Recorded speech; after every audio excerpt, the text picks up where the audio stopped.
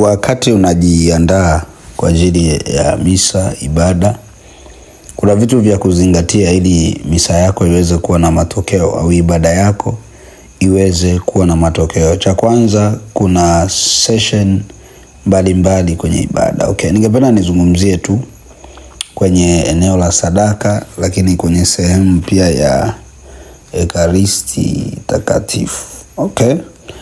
Kwenye sadaka lazima tujue kwamba sadaka yoyote unayoitoa mbele za Mungu inatafsiri aina ya moyo ulionao.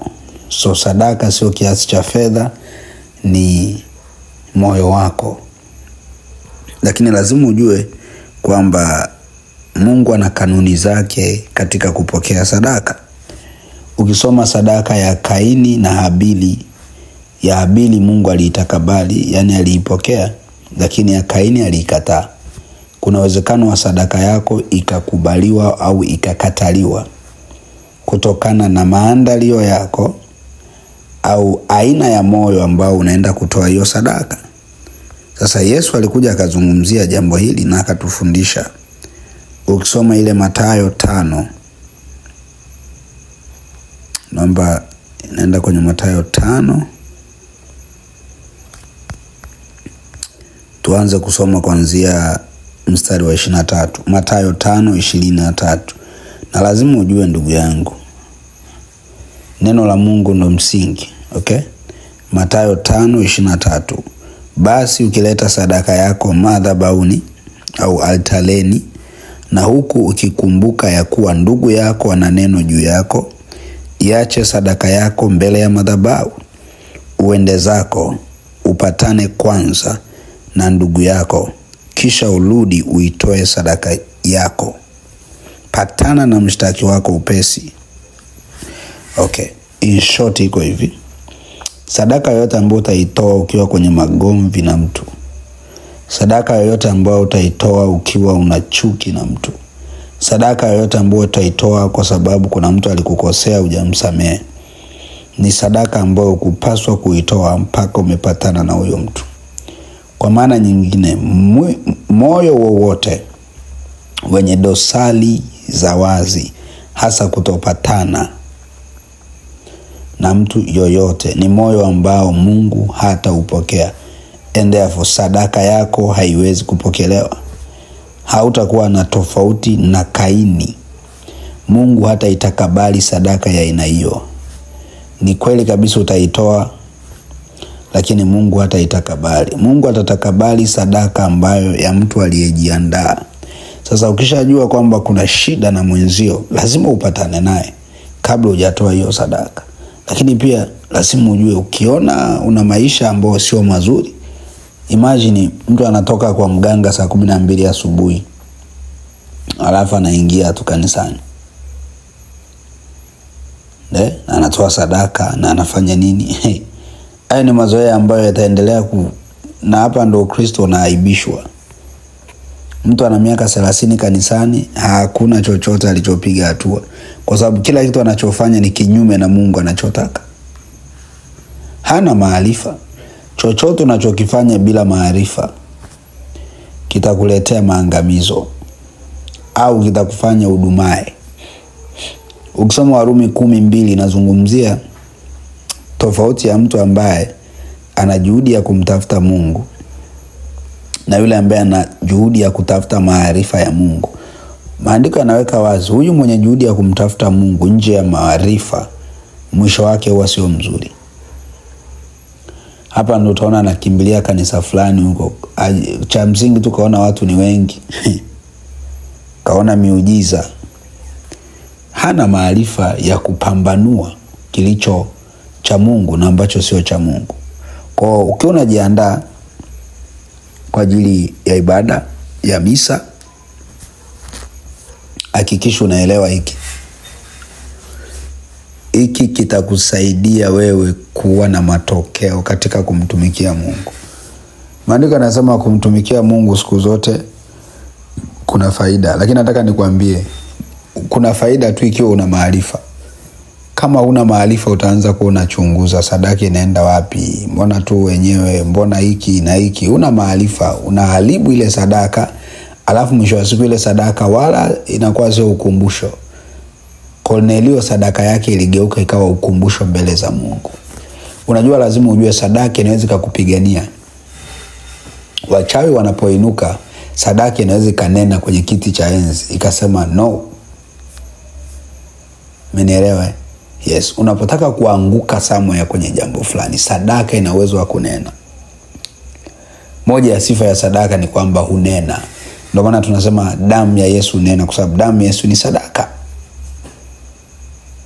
Jambo la kwanza hilo. Okay? Jambo la pili, ikiwa utashiriki mwili na damu ya Kristo, mkate na divai, tambua kwamba hata hapo pia kuna utaratibu. Yaani usiende tu.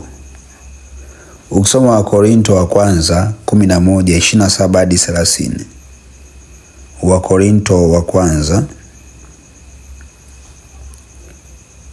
sura ya 11 mstari wa 27 hadi wa 30. Unaweza kuendelea kusoma of course. Okay, naomba nikusomee. Basi kila ulaye mkate huo au kukinywea kikombe hicho cha Bwana isivyo stahili atakuwa amejipatia hatia ya mwili na damu ya Bwana. Lakini mtu ajihoji mwenyewe, na hivyo aule mkate na kukinywea kikombe, maana alaye na kunywa hula na kunywa hukumu ya nafsi yake, kwa kutokupambanua ule mwili. Okay, in short iko hivi. Lazima uelewe Kristo hakuwahi kutenda dhambi. Umenielewa? So ni mtakatifu. Na wewe ambaye unaenda kupokea, lazima umejisafisha. Na ndio maana mfano kanisa Katoliki, si ndio? Kuna watu hawaruhusiwi. Sasa inaweza kuwa hujazini rafiki yangu, lakini una dhambi zingine. Lazima uungame. Lazima uungame rafiki yangu.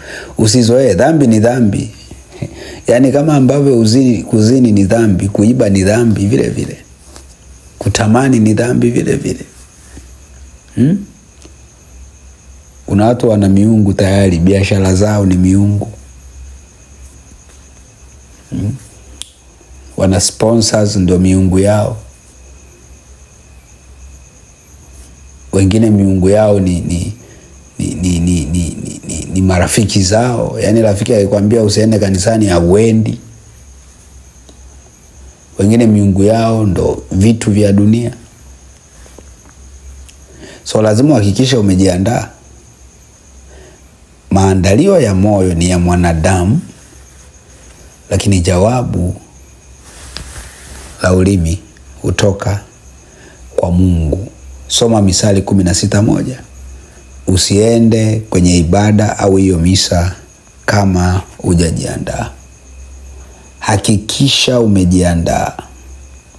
Hakikisha umeuandaa moyo wako kwa ajili ya ibada, ufahamu wako. Na remember, hauendi kusikiliza gonjela. Unaenda kusikiliza neno la Mungu. Lazima kuwe na heshima kwenye kulisikiliza neno la Mungu. Lazima kuwe na tofauti ya unavyokuwa kitchen party na unavyokuwa kanisani.